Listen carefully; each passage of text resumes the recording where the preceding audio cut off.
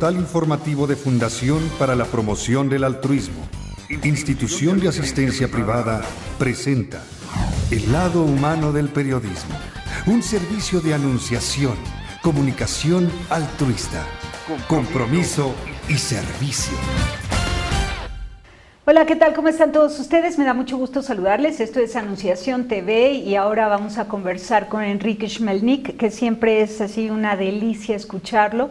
Nos va a hablar de las grandes fiestas judías, pero también ahora en esta tregua por tiempo indefinido que hay allá en Gaza, entre Palestina e Israel, pues a mí me encanta la idea de que él también como miembro de la comunidad judía en México nos haga una lectura que además nos llene de esperanza, nos aleccione para que pues aprendamos a vivir en convivencia y respeto a la pluralidad religiosa y pues al destino de cada pueblo, que todos estamos llamados finalmente a un mismo destino, que es el amor. Enrique, ¿cómo estás? Muy bien, muchas gracias. Gracias por la invitación. Gracias por estar aquí. Saludo a todo tu equipo en el Centro de Documentación e Investigación de la Comunidad Ashkenazí de México, que tienes el privilegio de dirigir, porque es un gran centro de información para todos. Así es, extraordinario. Muchas gracias. Gracias por estar aquí. Ya te extrañábamos. Gracias, te agradezco. Sí. Te agradezco mucho, de verdad. Bueno, yo creo que ahora sí es tiempo oportuno en esta tregua para darnos un respiro, pensar qué fue lo que pasó, de qué manera ha impactado a todo el mundo, porque a todos nos llegó de alguna manera el duelo, ¿no? Claro, mira, es un conflicto complicado.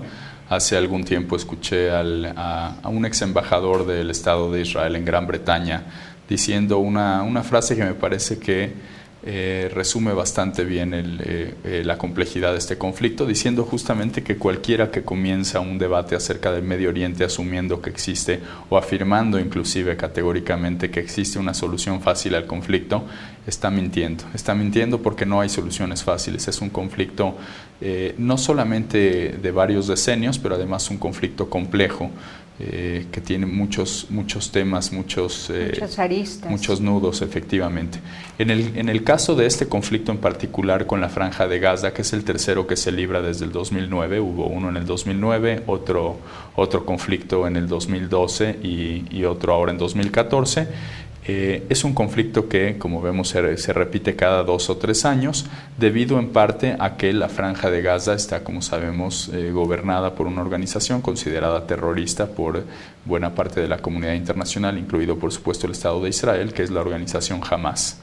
En el año 2005, el entonces primer ministro de Israel, Ariel Sharon, que falleció hace algunos meses, decidió salirse de la Franja de Gaza, desocupar la Franja de Gaza. Como vemos, este no es un conflicto que tenga que ver con la ocupación.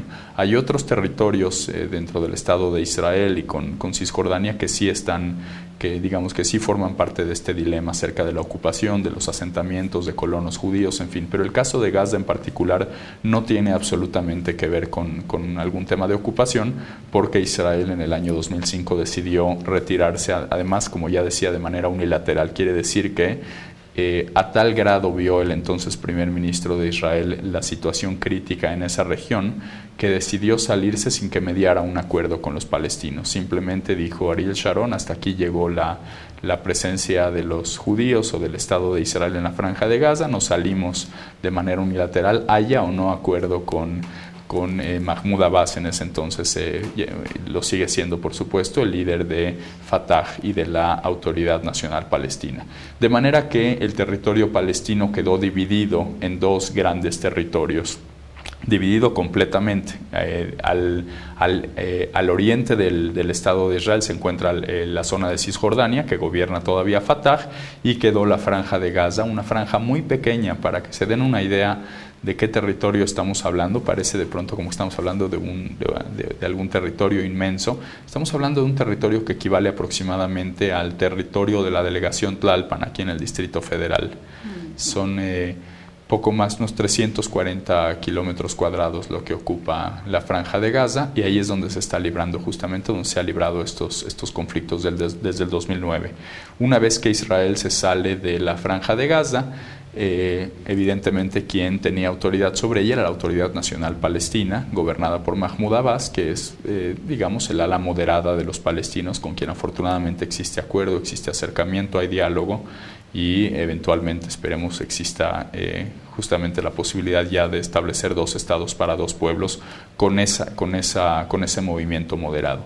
Lo que sucede a continuación es una elección legislativa, no es como a menudo pensamos que hubo una elección en Gaza y la ganó Hamás. Hubo una elección legislativa en la Autoridad Nacional Palestina y la mayoría de esta elección la obtiene Hamás, justamente una organización, como ya decíamos, reconocida o considerada terrorista por la comunidad internacional o buena parte de los países de la comunidad, que además no reconocía a la Autoridad Nacional Palestina porque no reconoce nada que haya surgido de los acuerdos con el Estado de Israel.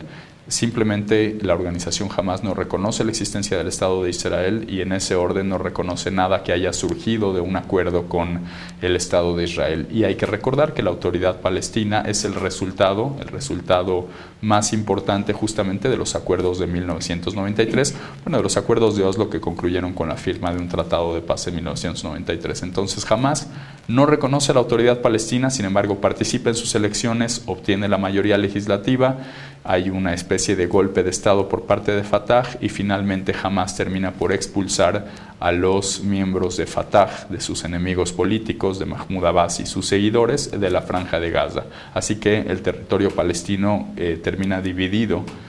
Poco después de la liberación en el 2005 del Estado de Israel, termina dividido en 2 territorios, Cisjordania y Gaza. Como vemos, no hay conflicto en Cisjordania, y no lo hay porque está gobernado por Mahmoud Abbas, como ya decíamos, a la moderada, hay diálogo, hay la posibilidad de alcanzar acuerdos de paz. Por supuesto, hay muchos temas pendientes, Israel tiene que desocupar algunos territorios, los asentamientos, en fin, pero no hay un conflicto y no se ha dado un conflicto en años en Cisjordania, donde además pues está floreciendo la economía, la educación, la cultura, en fin, es un territorio donde los palestinos, gracias a este acuerdo y gracias a esta situación de calma con el Estado de Israel, han podido progresar, mientras que la Franja de Gaza ha venido a menos en estos años, debido a que, como ya decimos, está gobernada por este grupo, esta organización Hamás, que no ha dejado de atacar con cohetes. Algunos dicen que son cohetes artesanales. La realidad es que si no hay más víctimas del lado israelí es porque Israel tiene una inversión enorme en defensa. Como sabemos, tiene el domo de hierro y tiene sus búnkers, tiene sus refugios para los habitantes civiles israelíes, y lo que ha sucedido en estas 3 ocasiones es que Israel ha respondido para algunos desde cierta perspectiva de una forma desproporcionada. Yo no entiendo bien el término de desproporción cuando uno hace menos de lo que requiere para lograr sus objetivos, que es detener los ataques desde la Franja de Gaza. Lamentablemente, el resultado ha sido la pérdida de una gran cantidad de vidas, principalmente, por supuesto, del lado palestino, gazatíes, en muchos casos civiles, en algunos casos también niños. Hay que decir, la proporción es aproximadamente la mitad de las víctimas de Gaza son militantes de la organización Hamás, la otra mitad lamentablemente son civiles debido a los bombardeos aéreos.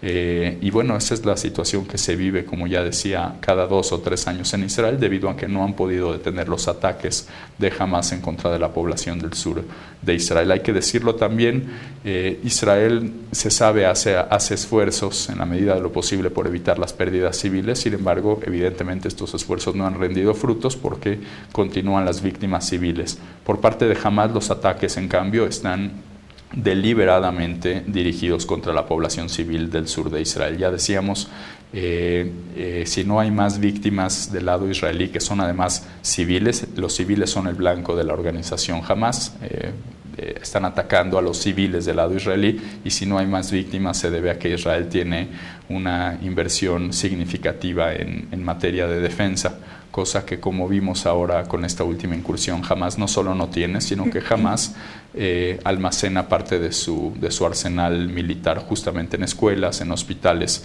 porque cada víctima civil del lado gazatí es una victoria para el propio Hamás. Hamás considera una victoria la muerte de sus propios niños, de sus propios civiles, considerando que ello conlleva generalmente una denuncia, una reclamación a nivel internacional en contra del Estado de Israel, como debe ser además, ¿no?, considerando que se trata de víctimas, como ya decíamos, civiles. Sin embargo, luego la interpretación es exagerada, ¿no? Es desproporcionada, porque se siente una gran compasión por las víctimas de Gaza, lo cual es natural en el ser humano sentir esa compasión, pero el juicio que se hace en contra del Estado de Israel y la sobreprotección que se pretende hacer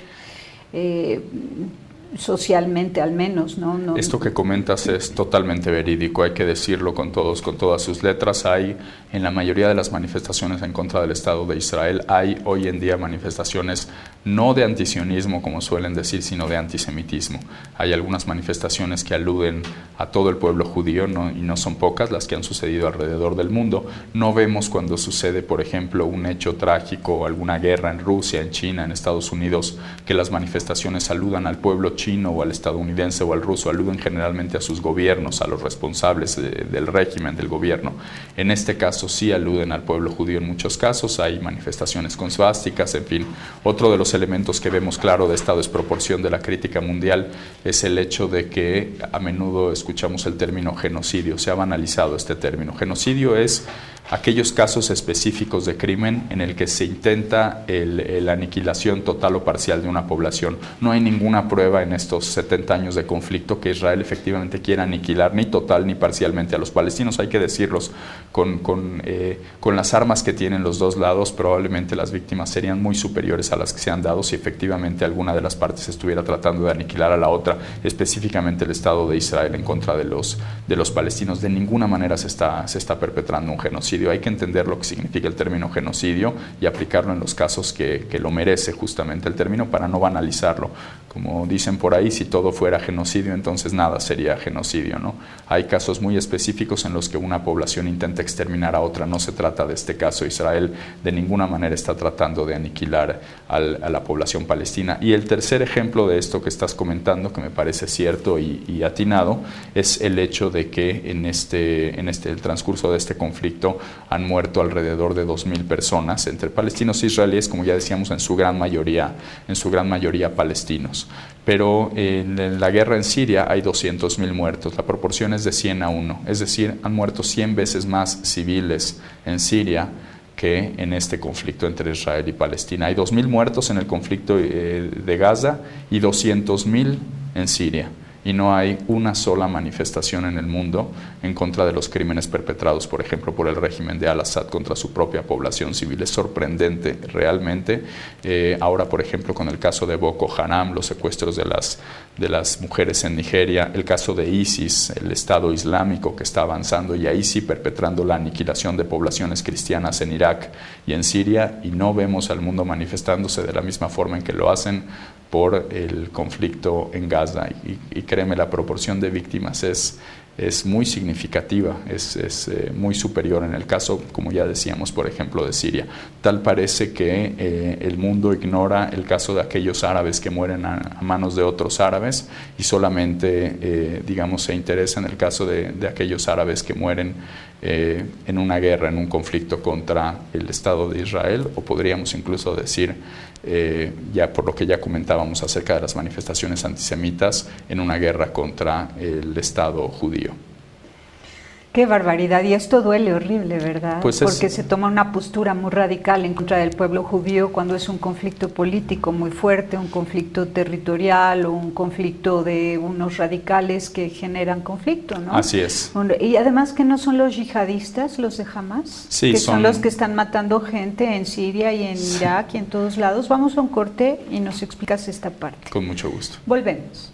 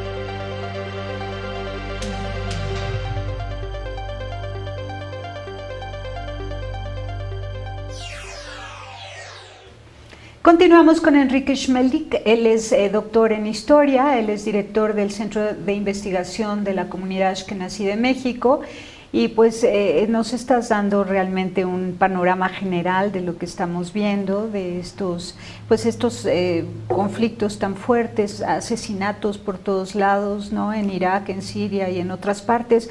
Leí un documento en el que se advierte que son 50 naciones donde los yihadistas están matando cristianos y judíos. No sé exactamente el número, pero no me sorprendería que fueran los 50 países que mencionas.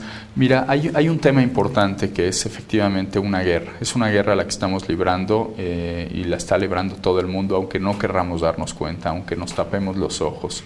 Y es contra el fundamentalismo y contra el integrismo. Son dos cosas distintas, pero en el caso de los yihadistas, las dos cosas están incorporadas. El fundamentalismo se refiere a aquellos grupos religiosos, como el caso de estos islámicos radicales, que se rigen por los fundamentos de sus libros sagrados, absolutamente, sin interpretaciones, sin flexibilidad, muy apegados a los fundamentos de sus textos sagrados. Y esta falta de flexibilidad pues se vuelve un poco antihumana, ¿no? Sin llegar al espíritu de la letra, o sea, toman todo textualmente. Así es, el fundamento textual, exactamente, sin interpretaciones, como sucede en muchas otras creencias o en grupos moderados de todas las religiones. Claro, porque todos los escritos sagrados están llenos de analogías, de metáforas, ¿no? Así es, no se pueden tomar al pie de la letra, claro, o no deberían tomarse de esa forma. Y el otro tema es el integrismo, que es esta propensión a integrar la religión a la política, al Estado, digamos que el Estado sea pues una teocracia, como sucede ya en numerosos países del mundo. Me parece un libro que describe muy bien el propósito, porque vemos todos estos conflictos por separado y pensamos que son distintos, y en realidad no son tan distintos uno de otro. No es tan distinto lo que sucede con Hamas en el Medio Oriente a lo que está sucediendo con ISIS en Irak y en Siria, y con Boko Haram en el norte de África y en tantos otros territorios donde hay lucha actualmente.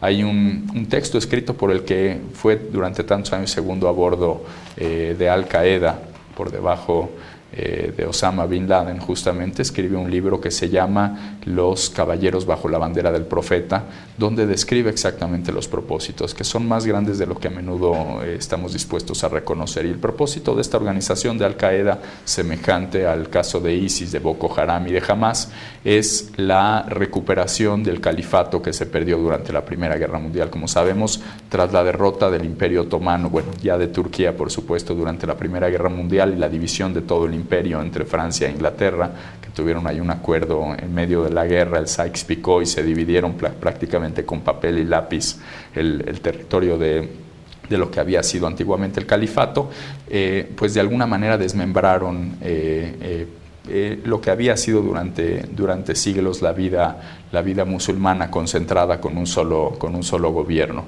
Y básicamente lo que intentan es volver a ese estado. Es una venganza que se remonta a la Primera Guerra Mundial, o más que una venganza, no, más exactamente, es simplemente volver al estatus en el que se encontraba. Es un retroceso, que se refiere al integrismo de confundir religión con gobierno. Y de unir a los gobiernos. Mi Jesucristo, mi Señor, ¿sabes? Dijo al César lo que es del César y a Dios lo que es de Dios. O sea, él separó religión de gobierno desde el principio. Sí, también, de hecho, en el judaísmo, en el Talmud, hay claras alusiones a esto. Hay, por ejemplo, algunos pasajes talmúdicos en la tradición judía que dicen claramente que los príncipes no tienen que solicitar el visto bueno necesariamente del Sanedrín, del tribunal que se regía justamente por los preceptos religiosos, porque entendía el Talmud justamente que habrá tiempos en que los príncipes enfrenten dilemas y enfrenten conflictos que no podían resolverse necesariamente con la autorización o no necesariamente de los preceptos religiosos, rabínicos, en fin, que tenían que tomar decisiones difíciles en su momento y que había que separar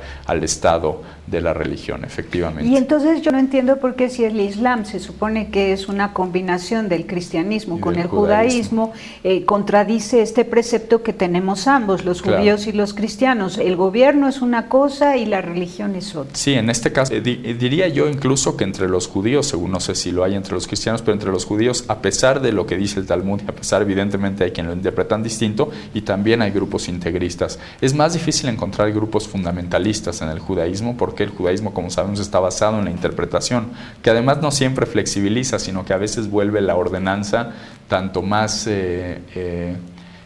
conservadora, tanto más ortodoxa, pero siempre hay interpretación en la creencia judía, mientras que el integrismo sí figura en los propósitos de algunos grupos, hay que decirlo, igual que en el caso del Islam. Supongo que en todas las religiones siempre hay grupos que se van o que tienden un poco más hacia el extremo. Pero en este caso el Islam lo que está buscando es recuperar todo un territorio que sea gobernado como un califato efectivamente islámico, y es el propósito de ISIS abiertamente. Que pretende abarcar qué naciones. Abarcar el Medio Oriente y el norte de África, aunque ahora han hecho alusiones a Europa, por ejemplo. ¿Cuántas veces no hemos escuchado en las noticias recientes acerca de islámicos que han dicho que van a recuperar España, por ejemplo, la España perdida? Así que hay que decir también que el primer enemigo de este grupo, antes que Occidente, antes que el Estado de Israel, Estados Unidos o el mundo tal como lo conocemos, son los propios musulmanes seculares. Por eso vemos que, aunque no suenan tanto en las noticias, lamentablemente la inmensa mayoría de los atentados terroristas que se perpetran anualmente son en países musulmanes y contra musulmanes, contra propios musulmanes, contra los gobiernos seculares a quienes consideran su primer enemigo, el primero a vencer para ir uniendo a todos estos países del Medio Oriente, del norte de África, inclusive de Europa,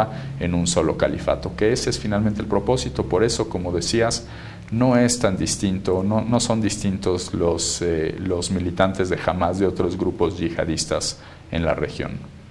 Qué barbaridad. ¿Y cómo se siente tú como judío? ¿Cómo se siente desde México esa actitud generalizada o de una mayoría en contra antisemitista? Sí, es interesante, como lo dices, porque lo que sentimos más allá del tema del Estado de Israel, finalmente hay que decir, los judíos que vivimos en México somos judíos mexicanos, nuestra nacionalidad es México, nuestra patria es México. Nosotros lo que celebramos es a este país en su día patrio, ahora que estamos en el mes justamente de septiembre, mientras que nuestra religión es la judía. Y cuando se utiliza el tema del Estado de Israel para manifestar la animadversión al judaísmo, pues evidentemente es una afrenta ya directamente también contra nosotros como parte del pueblo judío, efectivamente, y se da en todo el mundo. Y que también nos duele a los cristianos, ¿te has dado cuenta de eso? Totalmente, ahí digo, hay muchos grupos cristianos que se han manifestado justamente en contra de estas manifestaciones e incluso favorables al Estado de Israel.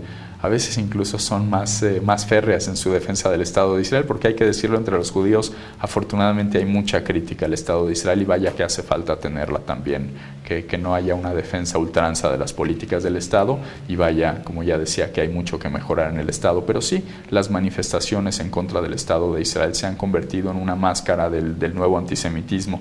Déjame explicarte brevemente que tras el Holocausto, después de la muerte de la tercera parte del pueblo judío, ya no está bien visto en el mundo el antisemitismo. Ya no es común ver a alguien que abiertamente se llame a sí mismo antisemita, porque no es políticamente correcto. De manera que de alguna manera la crítica al Estado de Israel se ha convertido en el nuevo disfraz de ese antisemitismo. Dicen que es distinto el antisemitismo del antisionismo. Lo es, en ciertos casos lo es. Yo creo que hay una crítica genuina al Estado de Israel que no pasa por el pueblo judío. Lamentablemente lo que vemos es que en muchos casos, no me atrevería a decir que en la mayoría, pero en muchos de ellos, las manifestaciones, los comentarios acerca del Estado de Israel aluden efectivamente al pueblo judío, y lo que hacen es servir como pretexto para sacar a la luz ese antisemitismo que además no lo genera el Estado de Israel, no surge a raíz de este conflicto, está ahí, vive a la sombra constantemente, y simplemente encuentra en este tipo de eventos un pretexto, una justificación para salir a la luz, para manifestarse. Qué espanto, la verdad, es algo tan obsoleto. Lo es, ¿no? lo es, pero Creo que afortunadamente también la comunidad judía ha aprendido algo con esto, a partir, digamos, después del Holocausto era impensable que alguien fuera antisemita, pero debido a que vemos tan solo 70 años después estas manifestaciones, no solo antisemitas, pero además donde nos han cambiado la historia, la han puesto patas hacia arriba, vamos a decirlo de esta manera, porque nos han convertido, digamos, a decir de lo que vemos en las manifestaciones, a nosotros en los perpetradores del genocidio, salen con las svásticas en la bandera del Estado de Israel, como si el Estado de Israel ahora fuera el nacionalsocialista, y después de ver esto me parece que el pueblo judío ha llegado a una conclusión importante acerca de que es invencible el antisemitismo y hay que aprender a vivir con él, hay que aprender a leerlo, hay que aprender a sortear sus manifestaciones, pero no hay manera de erradicarlo. Ya lo decía, si la muerte de la tercera parte del pueblo judío no pudo erradicar el antisemitismo, seguramente ningún argumento lo va a conseguir. Me dejas perpleja, ¿no? Yo espero que sí se acabe eso, porque debe haber madurez humana, ¿no? Pues, ¿qué más tendría que suceder, insisto, para que...? No sé, quizás mi sueño es que judíos y cristianos seamos uno solo. Eso creo que yo pienso hoy en día... que algún día podemos decir los cristianos yo soy judía y los judíos decir yo soy cristiano. O sea, somos el mismo pueblo de Dios que conoce las mismas lecturas de la palabra de Dios, que cree en lo mismo, que tiene las mismas raíces, los mismos preceptos, el mismo propósito. Fíjate que Cristo no vino a quitar todo aquello, claro, sino vino a darle plenitud, a darnos el ejemplo de cómo se vive aquello que dice la palabra de Dios. O sea, mi sueño, claro, es que un día digamos somos uno. Fíjate, yo coincido contigo en el tema de Jesús, entiendo cómo lo perciben distintos grupos, pero me parece que, digamos, mi esperanza es distinta a la tuya. Yo, en lugar de creer que en un mundo en el que podamos reconocernos en nuestras igualdades, aspiro a un mundo en el que podamos reconocernos en nuestras diferencias, en que podamos realmente sentarnos como lo hacemos hoy en día y dialogar y platicar y fraternizar como lo hace, me parece, hoy en día el judaísmo con el cristianismo, con un respeto mutuo, con la posibilidad de platicar, de dialogar, sin que termine eso como sucedió durante siglos, no en el caso de judíos y cristianos, sino entre todas las religiones, lamentablemente en baños de sangre, ¿no? Entonces, creo que yo justamente tengo la esperanza de que llegue el día justamente en que reconozcamos, incluso entre propios judíos, entre propios cristianos, la posibilidad de ser diferentes y nos reconozcamos en nuestras diferencias, nos aceptemos, nos toleremos y fraternicemos con ellas. Me encanta, me encanta. Ahora, dime, tus amigos musulmanes en este mundo académico en el que tú te mueves, ¿cómo se sienten aquí en México? He tenido la posibilidad de platicar con ellos, hay una gran cantidad de personas que tienen la posibilidad de hacer, como ya decía, una crítica genuina, por ejemplo, al Estado de Israel, sin entrar en debates de carácter antisemita, pero también afortunadamente me ha tocado ver que son muy críticos justamente de estas manifestaciones que aluden al pueblo judío y no al al gobierno del Estado de Israel. Y me parece importante decir que la gran diferencia que hay en el Medio Oriente, y es algo que nos cuesta reconocer a todas las partes, bueno, nos cuesta, hablo como si yo estuviera involucrado, en realidad no lo estoy, pero a las partes que están involucradas en el conflicto les cuesta trabajo reconocer que lo que priva en este conflicto es sobre todo una diferencia de narrativas. Nos hemos contado distinto la historia, cada uno se cuenta una historia distinta. Para nosotros el Estado de Israel es la historia de un momento, un episodio glorioso después del Holocausto, de recuperar un territorio, de volver a tener una nación del pueblo judío, ya no solo como una religión diaspórica, sino también con un territorio, con una nación, con una bandera, con un himno. Y por otro lado tenemos, por supuesto, la narrativa de los palestinos, que es tan válida y en ocasiones cuesta trabajo reconocerla, que es la narrativa de la Nakba, de esta tragedia que ellos consideran justamente en el momento en que las Naciones Unidas determinan la partición del Estado palestino, que estaba en manos de Gran Bretaña. En 1947 deciden la partición del Estado palestino y la independencia de dos estados, uno palestino y uno judío, y en ese momento no solo no lo reconocen, pero además lo consideran históricamente una tragedia. Vale la pena decirlo, lo encuentro muy esperanzador que recientemente el presidente Mahmoud Abbas de la Autoridad Palestina reconoció por primera vez, y me parece importante en verdad en un líder palestino algo semejante, que había sido un error no aceptar la partición del 47. Yo también lo creo, en realidad creo que de haber aceptado esa partición no habríamos vivido los escenarios de guerra que se vivieron a partir de entonces. Claro. Y entonces ahora la campaña tendría que ser esa, ayudar al pueblo musulmán a que acepte esa partición, ¿no? Sí, el tema es que ahora Israel no sé si la aceptaría, inclusive la demanda de los palestinos, la demanda del mundo árabe es volver a las fronteras del 67. Pero hay una idea israelí, que me imagino comparte con muchos otros países, de que es difícil devolver territorios que costaron sangre, costaron víctimas. No empezó las guerras Israel, y ya que se vio forzado a entrar en ellas y que costaron vidas, y que hay tantos años en que ha ocupado esos territorios, que ahora están, como sabemos, poblados también por israelíes, no es fácil simplemente decir volvemos a las fronteras del 67. Es uno de los temas, digamos, controvertidos, pero también es uno de los temas puestos sobre la mesa que podría llevar eventualmente al fin del conflicto. No sé si van a volver a las fronteras del 67, pero podrían estirar lo más posible en el caso del Estado de Israel para hacerlo. El tema más conflictivo de las fronteras del 67, por supuesto, es la ciudad de Jerusalén, la partición de la ciudad de Jerusalén o la unidad de la capital, como llama el judaísmo, la capital eterna del pueblo. Madre Santa. Bueno, vamos a un corte y regresamos ahora con las próximas fiestas judías. Con mucho gusto, claro. Volvemos.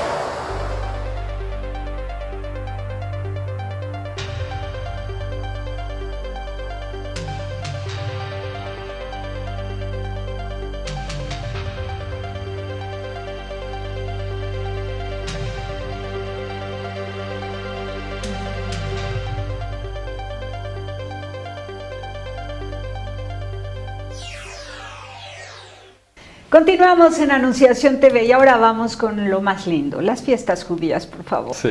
Que el tema del conflicto es dolorosísimo. Sí, afortunadamente debo decir que el conflicto, digamos, tiene 70 años, el pueblo judío tiene 3.500 años, así que es mucho más rico todo lo que hay alrededor del pensamiento judío que estos lamentables 70 años de conflicto en el Medio Oriente.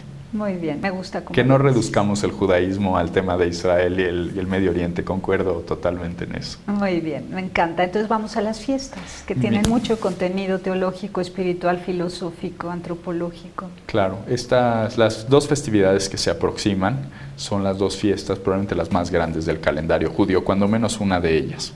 Comenzamos con el Rosh Hashanah, que es el Año Nuevo judío, que, como sabemos, el calendario judío se rige tanto por el sol como por la luna. De manera que las festividades siempre caen en la misma temporada del año del calendario gregoriano. En este caso, el Año Nuevo judío siempre cae entre septiembre y octubre, pero no cae necesariamente el mismo día. Puede caer un día de septiembre, un día de octubre. En este caso, en el 2014 del calendario gregoriano, va a caer del 24 de septiembre al 26 de septiembre. El 24 de septiembre en la noche al 26 de septiembre. Hay que recordar que en la tradición judía también el día comienza con la noche, es decir, el día comienza cuando aparece la primera estrella. Y me gusta ese mensaje además desde la tradición judía, porque es como que siempre viene primero la oscuridad completa y después todo el día, toda la luz, ¿no? Después de la oscuridad viene la luz completa. Así que los días comienzan con la caída del sol, cuando aparece la primera estrella, es como se dice. Como a las 5 o 6 de la tarde. Dependiendo la temporada del año. Por ejemplo, en este momento está siendo alrededor de las 7:30 de la noche. Pero hay temporadas del año en que es más temprano y más tarde también, así que va variando. En este caso, el del 24 al 26, insisto, del 24 a la caída del sol al 26 igual a la caída del sol, son 2 días, se celebra el Rosh Hashanah, que es el Año Nuevo judío. ¿Cuántos vamos a cumplir? 5.775. De acuerdo con la creencia judía, son 5.775 años de la humanidad. Hay diferentes años nuevos en el calendario judío, hay 4 de hecho. Hay uno que es un año nuevo estacional, digamos, es el año nuevo de los árboles, que hay por ahí de febrero. Tenemos un año nuevo más bien del reino animal, que cae justamente en este mes que estamos terminando, el último mes del año Elul. Hay un año nuevo del pueblo judío propiamente, que es en Nisan, es el 6º mes, y de hecho nosotros contamos en el calendario como el primer mes del año Nisan, porque es el mes de la salida de los judíos de Egipto. Y es como que la conformación del pueblo judío, es el principio del año, porque es el principio del pueblo judío. Pero este nuevo año que vamos a tener, el año nuevo judío, el que todos conocen, el Rosh Hashanah, es para la tradición judía un año nuevo para la humanidad. Es el año nuevo del mundo, porque lo que conmemora es el 6º día de la creación. Rosh Hashanah es, de acuerdo con la tradición judía, no es el primer día de la creación del universo, sino el 6º, en el que fue creado el hombre. O sea que nuestros últimos días del calendario son los días de la creación, los primeros 5, y el primer día de nuestro año es el 6º día de la creación. De alguna manera refleja esto, que el tiempo no comienza a transcurrir hasta que haya alguien que cobra conciencia de él, ¿no? Hasta que hay un ser humano, digamos, que ya cobra conciencia propiamente del tiempo, y entonces comienza a transcurrir el tiempo, y es el Rosh Hashanah, el año nuevo. Y se celebra. ¿Cómo lo celebran? Se celebra durante 2 días. Hay muchos rezos. Hay un libro, digamos, los rezos son los tradicionales, los 3 rezos del día, con algunas otras canciones que se incorporan. Lo más importante de la festividad, por supuesto, es que se toca el cuerno, el shofar. Es un cuerno de carnero que se toca en estas 2 festividades de las que vamos a hablar. ¿Las 2 noches? Se toca en la segunda noche, dependiendo también si no cae en sábado, porque si es Shabbat no se toca. Y es el momento, digamos, más significativo. Y en este Rosh Hashanah, que como ya decía, dura 2 días, porque además en la antigüedad, cuando los judíos salen a la diáspora, no todos estaban regidos de alguna manera por el calendario gregoriano, y algunos no llevaban bien la cuenta del calendario hebreo, y entonces había que hacer trayectos largos para ir a avisarle a todos los poblados que ya era el año nuevo, y en algunos casos llegaban hasta el 2º día. Así que son 2 días en la diáspora lo que se celebra esta festividad del Rosh Hashanah, que ya decíamos y es el día, además es el día del juicio, así se le conoce. Hay 2 valores que están en constante. Voy a entrar en un tema un poco más complejo de la mística judía, pero en el judaísmo hay 2 valores que son 2 formas, entre otras, a través de las cuales se manifiesta el Creador en su creación, que están, digamos, en los 2 polos extremos. Uno de ellos es el valor de la justicia. Y este es el día justamente que refleja ese valor. Incluso sabemos que en la Biblia el nombre de Dios en hebreo se pronuncia de distintas maneras. Una de esas formas refleja justamente la manifestación de Dios de la justicia. Sabemos en el judaísmo es monoteísta, así que creemos que Dios es uno, pero tiene diversas maneras de manifestarse en su creación. Decimos que es el Dios de la justicia, ciertamente lo es, a veces se manifiesta a través de este valor que es el de din, de la justicia, de los límites, y este es el día de la justicia, es el día en el que se juzga, no solo dice la tradición judía al pueblo judío, sino a toda la humanidad. En Rosh Hashanah es el día del juicio, el día, como ya decíamos, de la justicia. Es interesante porque transcurren 10 días entre Rosh Hashanah y Yom Kippur, y se llaman Yamim Noraim. Los días, la traducción sería los días terribles, aunque algunos rabinos en la actualidad me ha tocado escuchar que dicen son los días terriblemente buenos, y en verdad lo son días extraordinarios, porque después del juicio y del veredicto que se da en Rosh Hashanah, un veredicto que habrá de aplicarse durante el año, se dice que se inscribe a las personas en el libro de la vida y en el libro de la muerte, se habrá de determinar ese día de Rosh Hashanah quién vivirá y quién no durante el transcurso del año, toda la humanidad. Y durante esos 10 días el pueblo judío hace una introspección, cada individuo consigo mismo de todo lo que aconteció durante el año, para llegar después de 10 días al día más importante del calendario judío, que es Yom Kippur. El del perdón. Así es, el día del perdón. Y este día está regido por el otro gran valor que ya decíamos, es como el extremo opuesto, y es el de la misericordia. Tenemos, Dios es justo, pero también es misericordioso, ¿no? Es bondadoso, es Gesed, la misericordia. Da oportunidad, perdona, cura, sana, libera. Así que durante estos 10 días tenemos la oportunidad de, en verdad, hacer un trabajo muy, muy importante de introspección, de pensar acerca de todo lo que uno, en la medida de lo posible, todo lo que uno pueda, cuando menos recordar qué hizo o qué no hizo durante el año, bueno y malo.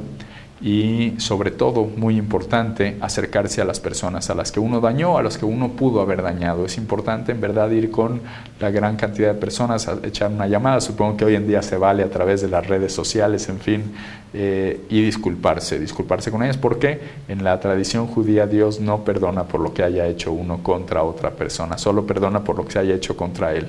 Ahí sí no hay necesidad de mediador, pero mira qué pero interesante, lo que uno hizo, a ver otra vez si uno, o sea, a Dios lo que más le duele, lo que más le enoja o donde más castiga es cuando tú le haces daño a una persona. Se considera más grave que si tú te no peleas con Dios, ¿o qué? Sí, digamos, con Dios, bueno, con Él te puedes arreglar directamente, pero no puedes arreglarte con Dios por lo que hayas sucedido. Exactamente. O sea, tienes que pedir perdón directamente a cada persona a la que has ofendido. Tienes que obtener el perdón además. Inclusive la tradición dice que se le puede pedir hasta 3 veces perdón de corazón, ya si a la tercera vez la otra persona no perdona, ya uno está disculpado. Pero en verdad hay que hacer un esfuerzo por obtener el perdón de la otra persona. Pero porque la Dios otra persona está obligada a perdonar porque Dios lo ha perdonado. Sí, también es un tema, evidentemente, que hay cierta obligación a perdonar, pero bueno, supongo que habrá algunos casos en que la otra persona esté lastimada, esté molesta, en fin, ya en caso de que después de 3 ocasiones no haya consentido el perdón, ya Dios